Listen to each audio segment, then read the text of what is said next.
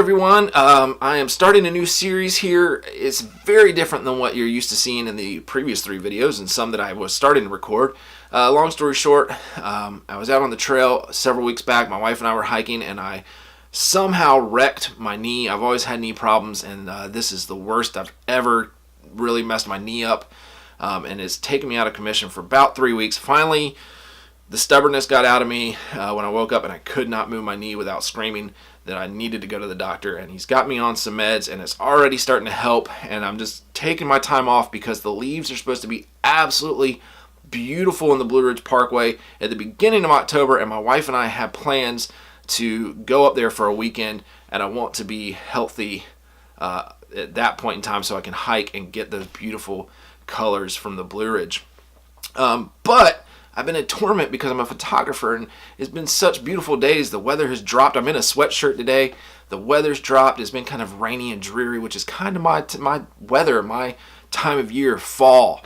I know it's not technically fall yet, but it's right around the corner at the end of the month, and that also means Halloween is right around the corner, which is one of my all-time favorite holidays, and that's what has inspired this series. I am a huge fan of Halloween. I'm a huge fan of horror stories and horror movies.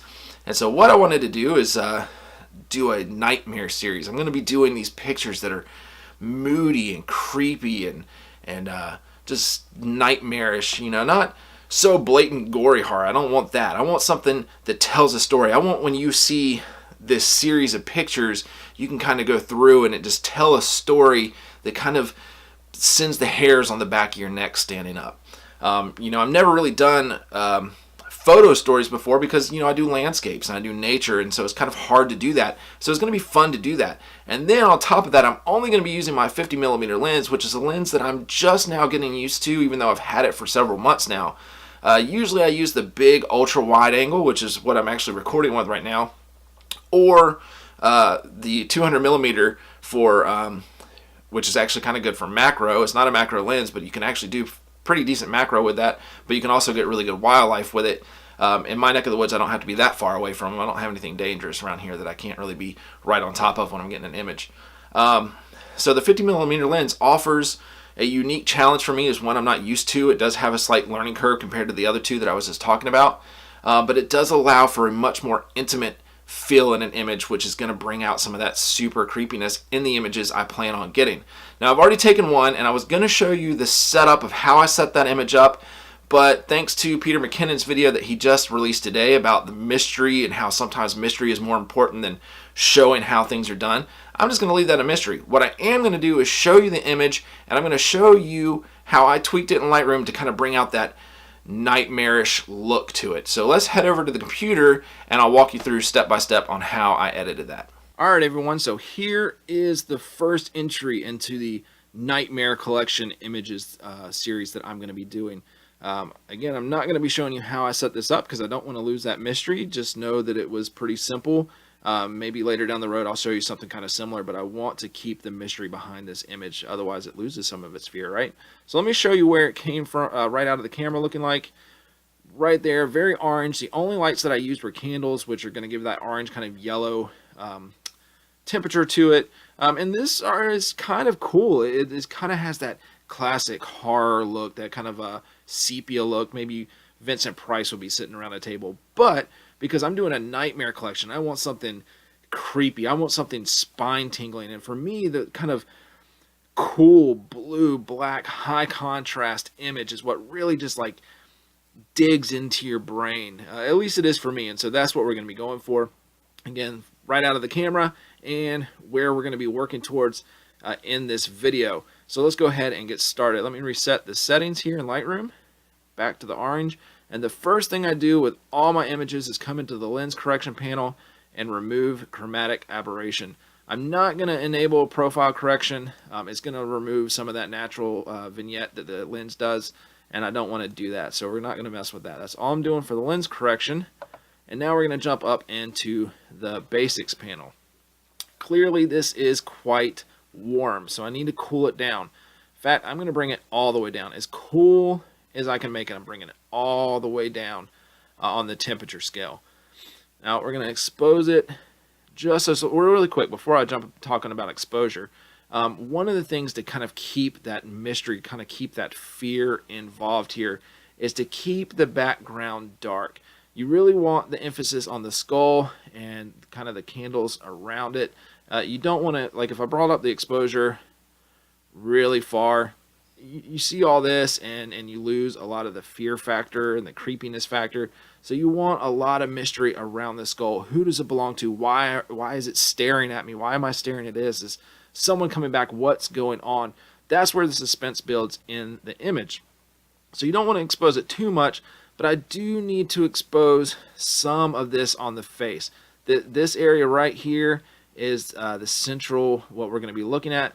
And I do need to bring some of that out. And so we're going to go up just a hair. That's too much. And when I say just a hair, I'm talking about plus 0.02. Just enough to bring out a little bit more details here. I'm going to bring the contrast up a little bit as well, which is going to darken what I just did.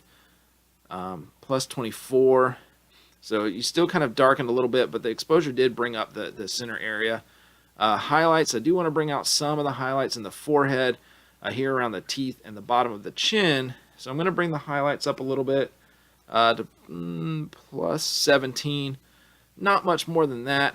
You can see that I did expose some more details up here. Going to bring the shadows up as well. About where the highlights were, maybe a hair more, plus 19. And you can start to see some of the detail forming here in the shadows on the cheekbones and the teeth area, but without losing that dark, empty eye sockets here. Not going to mess with the whites. I don't need it any whiter, but I am going to bring the blacks down a little bit. Actually, a good bit. Let's say plus 20 or minus 29. So it darkened things up a good bit. It darkened up the black, especially around here and the eyes and the nose. But to be able to bring out some of the detail here, let's go down to the clarity. And let's bring up the clarity a little bit. Actually, I think my blacks are a little too black. Let's take those down. Negative 19. I think. Negative 17. Let's bring the clarity up a good bit. Plus 29. And you can see that brought out a lot of that contrast in the highlights, between the highlights and the shadows here, and it's already looking a lot creepier. I do want to crush the blacks ever so slightly in the tone curve, so let's jump down to the tone curve. I'm going to put a point right in the middle, and then I'm going to come down here to the blacks ever so slightly. I mean, just move it up a hair. There we go. That exposes a little bit, and then to kind of bring that contrast back in from where I brought it, I'm just going to bring the midpoint down just a touch as well. Just a touch. So there we go. We have a lot of the contrast here while still keeping the air of mystery on the outside here. All we're going to do there in tone curve, let's jump down to the HSL panel and go into saturation. Now you can see that we have the orange and we have some of the red and yellow kind of tones here. We want to lose all that. Red, negative 100, orange, negative 100, yellow, negative 100, and green, negative 100. So we're going to bring all those down all the way. We don't want any orange, red, yellow, or green in this image. It's going to be blue, black, and white. So let's bring the aqua up. The aqua doesn't do too much, but it does kind of on the outskirts here and some of the darkness. It kind of has a little bit of an effect. So I'm going to bring that all the way up, and I'm going to bring the blue up a good bit as well.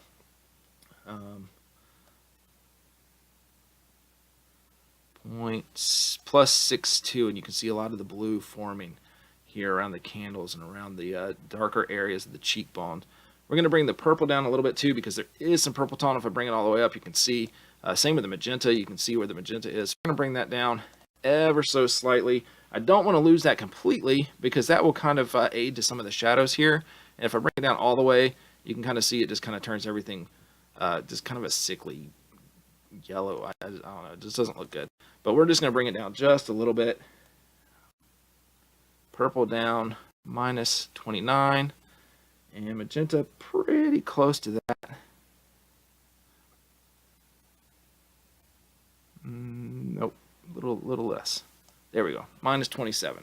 Let's go over into Luminance, and all we want to do with the Luminance is bring some of these colors down just a little bit to kind of darken them and make them pop against the background. Not going to mess with the red, orange, yellow, green because they're no longer in there. We just need to deal with the, and we don't even have to deal with the aqua. It's not going to make a difference. We're just going to deal with the blue. I'm going to bring that down a good bit. Around, oh, that might be too much. Minus 53. And then we're going to bring the purple and the magenta up all the way to 100. So that's all we're going to do there, but it did make a huge difference. Here's where it came from if I turn it off, and then if I turn it back on, you can see the blue, you can see the contrast really starting to pop as well. Let's jump down here to split toning, and this is where we're going to be able to bring the blue into the highlights. So let's take the hue in the highlights towards the blue area, around 201, and saturation we're going to bring up just a little bit. There we go. 19. It looks pretty good. You can see some of the blue forming here and the highlights. Not going to mess with the shadows. Yeah, I mean, you could if you wanted to, but it's really not. Actually, that's kind of cool. You know, sometimes it's fun to go back to an image you've already edited and kind of see what you could have changed. You know what? I think I'm going to leave that there. Brought the hue up to 236 and then the saturation up to 8, and it did. It kind of brought out some blues where I didn't know blues were in the image. Kind of cool. But that'll be it for split toning. Let's jump down into detail. I'm going to do the same thing I do to all my images and details. I don't want it grainy, so I'm just going to bring it up to sharpening about 70 and luminance to about 40. That'll sharpen it up and smooth it out just ever so slightly without losing some of that grainy feel. But I don't want too much grain in the image. If I brought the sharpening all the way up, you're going to kind of get it, and I don't know, kind of messes with your head a little bit. More so than this image already does. And that's going to be it for detail. And then last but not least, we're going to jump down into effects. Now, we're going to go down to the dehaze. If you bring dehaze all the way down, you can see what it does, which is kind of ghostly and cool. You bring it all the way up, you're going to have a super contrasty, which, yeah, not so much. So we're just going to barely bring this haze up. That might be too much. +7, and then to kind of bring in the shadows even more, just slightly here at the candles and down at the bottom, we're going to bring down the post-crop vignette just slightly. That's too much. That's not enough. And there we have it. That's going to be it. Actually, I'm going to go back up into the split toning real quick because this is not what I did initially, and I kind of like that blue highlights. And there we have it. So this is where we started with that kind of classic horror look to the more spine-tingling kind of horror. And if you really wanted to, if you wanted to really darken up down here, you could go into your brush and kind of start messing around. It's all going to be up to your feel. So if I wanted to just kind of bring that down, brush and drop the exposure. And so all you have is like this floating skull, kind of cool look. Might do that just for fun. So you just kind of have this floating skull. What is it sitting on? Whose skull does it belong to? Why is it staring at me? I love the fact that it doesn't bring out the black in the eyes. But that's it, guys. Again, this is photo 1 of the Nightmare collection. And the next few, I'll be taking you along with the photo shoot because some of them are going to be outdoors. I have several ideas. And I'll see you guys in a future video. Alright, real quick before I actually do end this video, just a reminder, this is the Nightmare collection, which means it's going to be a series of images and a series of videos that go along with those images. I'm going for 4, maybe 5 videos and images by Halloween. Just kind of gives me enough time to kind of make sure I get everything set up right. And then going forward, it's not going to be like this. I'm not just going to show you an image that I edit. I'm actually going to be taking you out into the field where I stage the images, and then we'll be coming back and going through the editing process together.